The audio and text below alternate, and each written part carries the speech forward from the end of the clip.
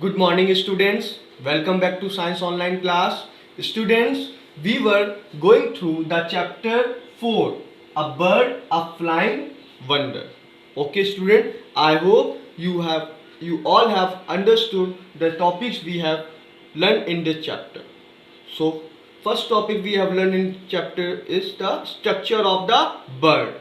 Okay, I hope you all have understood that the structure of bird consists of beak, feet, claws, feathers, wings and all that. Okay, and उनका structure कैसा होता है? They have light body.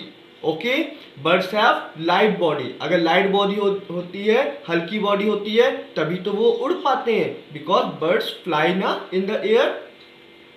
Okay, second topic हम लोगों ने पढ़ा था types of beaks. We all know that different birds have different types of beaks. Like parrot have curved beak, woodpecker have point and sharp beak. Okay, we have read about this topic. Okay, students. Now third topic we have read feet and claws. Birds के feet कैसे होते हैं और claws कैसे होते हैं. Okay, students. Now today we will learn about how do birds fly. Okay students, how do birds fly. Birds fly कैसे करती हैं? Students, we all know that birds fly with the help of their wings. Birds के क्या होते हैं उड़ने के लिए, फ्लाई करने के लिए उनके पास विंग्स होते हैं. Okay students, so all of you open your science book, your science learn well. Open page number 36, 37. Open page number 37. How do birds fly. Okay, now come to book. Birds fly with the help of their wing, as I have earlier told you, which are modified forelimbs. Student, what are forelimbs? Forelimbs are front limbs of an animal. Animal के front limbs होते हैं जो कि उन्हें उड़ने में help करते हैं. Okay, students, they have flight muscles which help them to fly in the air. Student, some birds are flightless birds and some birds are flight bird. जो उड़ सकती हैं उन्हें flight birds कहते हैं, और जो birds उड़ नहीं सकती उन्हें flightless bird कहते हैं. Okay, this we will learn. Flight muscles are strong muscles. कैसी muscles होती हैं वो? Strong muscles होती हैं.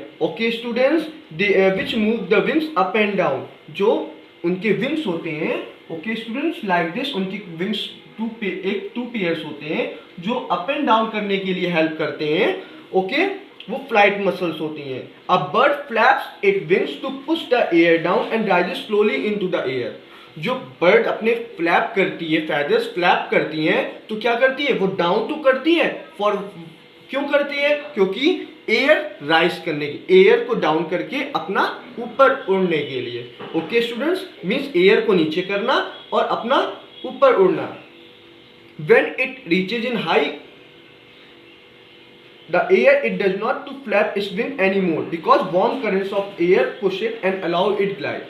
जब वो अपने आप ऊपर पहुंच जाती हैं, ज़्यादा ऊंचाई में पहुंच जाती हैं, तो वहाँ पे उनको हवा की ज़रूरत नहीं पड़ती, क्योंकि वहाँ पे खुद ही इतने वार्म करंट्स होते हैं, इतने गर्म करंट्स होते हैं जो कि उन्हें आगे को उड़ने देती हैं. और जब उन्हें डायरेक्शन बर्ड्स को चेंज करना होता है उड़ते उड़ते, तो वो किससे करती हैं? With the help of their tail. Birds की जो टेल होती है उससे वो अपना डायरेक्शन चेंज करते हैं.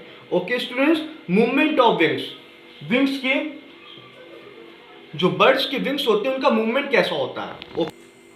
Wings perform two types of stroke. Students, उनके जो बर्ड्स के विंग्स होते हैं वो कैसे दो टाइप्स के स्ट्रोक्स परफॉर्म करते हैं. First one is forward and downward. उससे हम लोग कहते हैं down stroke. And second stroke is up stroke, जिसमें wings move upward and backward. जब वो ऊपर की तरफ पीछे को जाते हैं ऐसे upward and backward, so that stroke is known as up stroke. And when wings move downward and forward, okay students, then that stroke is known as down stroke. Okay students, now next point, flightless bird. Student, I have told you earlier that which bird can't fly, known as flightless bird. जो birds उड़ नहीं सकती हैं उन्हें हम flightless birds कहते हैं. क्यों नहीं उड़ सकती? I have told you that structure of bird is they have light body. उनकी light body होती है इसलिए वो उड़ सकते हैं. And some birds have heavy weighted body, so they can't fly. जो भारी चिड़िया होती हैं, भारी बर्ड्स होती हैं, वो नहीं उड़ पाती। For example ostrich, kiwi. Okay students, now come to next page, page number 38, homes of birds. Students, homes of birds, birds के होम क्या होते हैं? We all know homes of birds are nest, घोंसला, घोंसले ही होते हैं बर्ड्स के। नेस्ट, होम्स तो जो नेस्ट होते हैं। Okay student, in and all birds need live in their nest when they want shelter, or when they want to feed their young ones, or when they want to sleep, or when they want to rest. Okay, and when they want to protect from their enemies also. अपने उनको enemies से छुपना होता है, या अपने अंडे की देखभाल करनी होती है, या अपने आराम करना होता है, वो सब नेस्ट में जाती हैं। Okay student, as we human beings do that, हमारा होम क्या है? हाउस। ओके, जब हमें अपने आप को शेल्टर, धूप से बचना होता है, पानी से बचना होता है, कहाँ जाते हैं? हम अपने घर में तो जाते हैं। Okay students, so there are several types of nest given in your book. First one is cup shaped nest, second one is stitched nest, third one is woven nest, fourth one is hollow nest, fifth one is platform nest, and sixth one is ground nest. Okay student, there are 6 types of nests are given in front of you in your book, page number 38 and 39.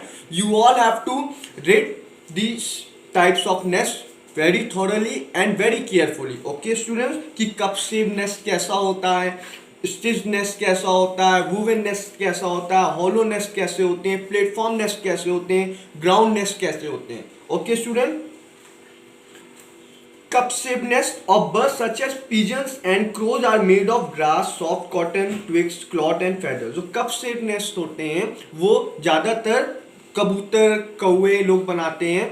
किससे बनाते हो? घास से या रुई से या किसी टाइप्स के जो कि उन्हें नेचर से चीज़ें मिलती हैं. सेकेंड वन है stitched nest. Stitched nest means क्या होता है? स्टिच से ही आप समझ में आ रहा है कि सिलना. सिलता कौन है? Tailor bird.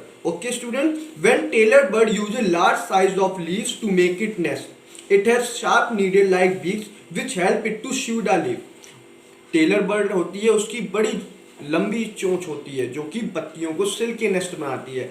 That type of nest is known as stitched nest. Okay, woven nest. Weaver bird nest is found mainly on the tree branches. The bird calls so because it weaves its nest with the help of fine strips of palm leaves, banana leaves, grass, etc. Okay students, hollow nest. Hollow means छेद वाला, गोल. Would, जिसको वो लोग कहाँ बनाते हैं? hollow nest कहाँ होता है? ज़्यादातर ट्री में. बर्ड क्या करती है? लाइक वुड पैकर, वो अपनी चोंच मार मार के वो अपना नेस्ट बनाती है. Okay, platform nest. Birds such as vulture make a nest on the topmost branch of a tree on rocks. Okay, वो प्लेटफॉर्म नेस्ट होता है. And last one is ground nest. Penguins live in big colonies. They collect stone, pebbles and bones to make their nest on the ground. जब वो ground में अपना घोंसला बनाने के लिए, like the birds penguin, okay, वो अपना जमीन में बनाते हैं, उनके लिए पत्थर वगैरह ये सब इकट्ठा करते हैं. That type of nest is known as ground nest. Okay student, and one thing also, did you know में देखिए, scientific study of bird is known as ornithology. Okay students, now come to next page. Parental care of young birds. Okay students, parental care means माँ बाप की care for their young birds. We all know that all little ones, all young ones need care. Okay student, for living, for eating, we all are depend on their elder ones. Okay, क्योंकि हम जो छोटे होते हैं उन्हें ज़्यादा पता नहीं होता. Okay students, so when a nest is ready, a mother bird lays egg in it. जब नेस्ट रेडी हो जाता है, मदर बर्ड उसमें एग दे देती है. And mother and father both take care of their young ones. क्या होता है? एक one parent sit on the egg to keep the warm while the other protect the nest from enemy. जब mother father होते हैं वो अपने baby को बचाने के लिए एक अंडे को गर्म करता रहता है, दूसरा प्रोटेक्ट करता रहता है. अगर एक पेरेंट्स, मदर पेरेंट्स या फादर पेरेंट्स, उनमें से कोई एक खाने के लिए लेने जाता है, तो क्या होता है? दूसरा उस बच्चे की केयर करता है. Okay student, that's all in this chapter. So you all have to read this chapter once again very carefully, whole chapter. Okay, that's all for today. Stay home, stay safe. Bye bye.